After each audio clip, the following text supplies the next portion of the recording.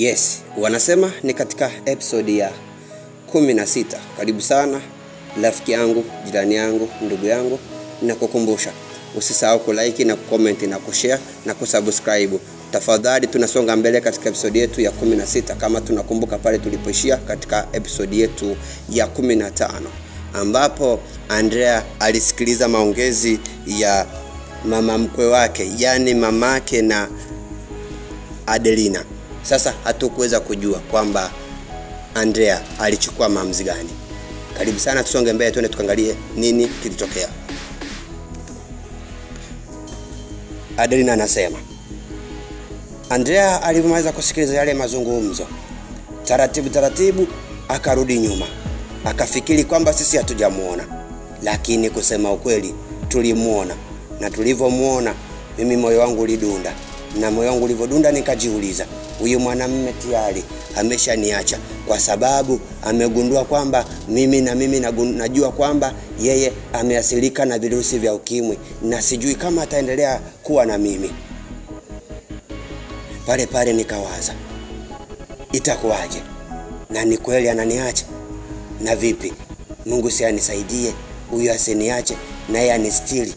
Kwa maana wanaume wengi wamekuwa wakija katika maisha yangu walivyomaliza kujua kwamba mimi na virusi vya ukimwi walikuwa akinikimbia. Lakini sasa huyu nimejua kwamba yana virusi vya ukimwi na mimi na virusi vya ukimwi. Je, atakubali kunioa kama nilivyosikia kwa Isabella alivyosema kwamba kuna siku na mimi nitakuja kupata mwanaume ambaye ameathirika, atanioa, kwamba wote tutakuwa ni waathirika katika nyumba moja? Halo. Leo natamani nidhibitishe kwamba leo na mimi naolewa na mwanaume ambaye ameathirika kama mimi. Hivyo hamna mtu atakayeweza kumbeza mwenzake. Tukarudi ndani. Tulivorudi ndani, mama akaongea na Andrea. Alivyoongea naye, Andrea hakuonesha hata wasiwasi yoyote. Akasema, mama, nimeridhia kumwoa huyu binti. Kusema kweli mimi naomba mniambie mahali yake shingapi.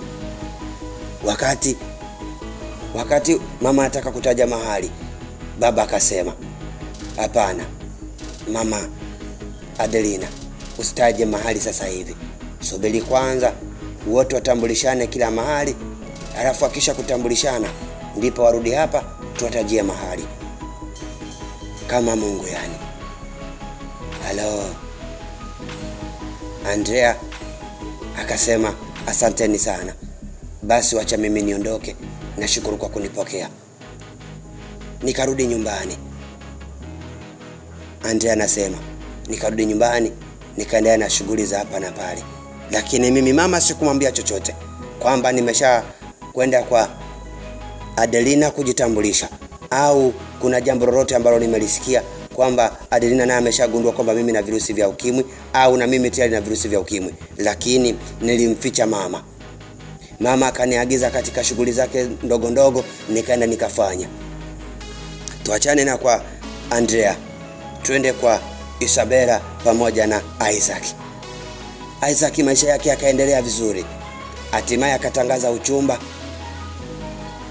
kwa Isabella naye hakuwa na kipingamizi kwa sababu alikuwa na hela zake naye mwenyewe. Kwa hiyo matajiri wakawa wamekutana. Hatimaye ndoa ikapita. Lakini ndoa ilivyopita, Andrea akaumia, akajiuliza, hivi kweli na mimi nikubali watu hao wameoana? Nikubali kabisa kwamba watu wameoana kabisa?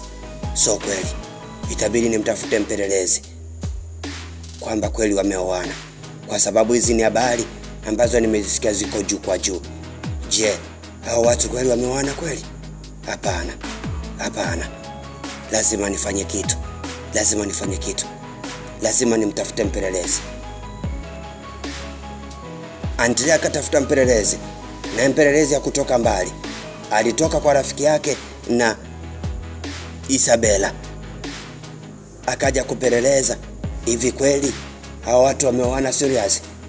Lakini yule rafiki yake na Isabella akarudisha tena ripoti kwa Andrea, akamwambia, halo ndugu yangu, kusema kweli watu hawa wameoana na hawajaoana kama wanavyofikiria. Yani wameoana kiukweli.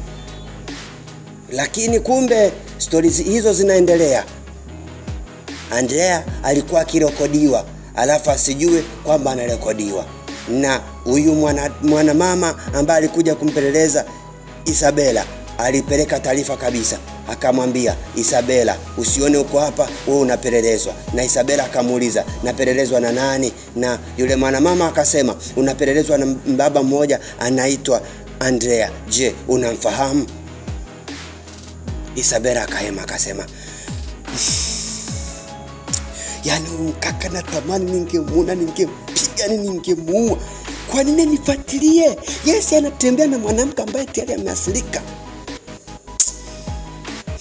Mpeleke taarifa, mwambie tumeoana na tumeoana, ndoa yetu inaendelea vizuri. Andrea kahema, alo, basi acha nikubali kwamba ameoana, lakini hapana, sio kweli. Unasikia rafiki yangu, unasikia? Pale wakati anataka kuongea naye, mara simu yake kaita. Wakati imeita hatukujua. Ilivyoita waliambizana nini? Karibu sana katika episode yetu ya 17. Twende tukasonge mbele.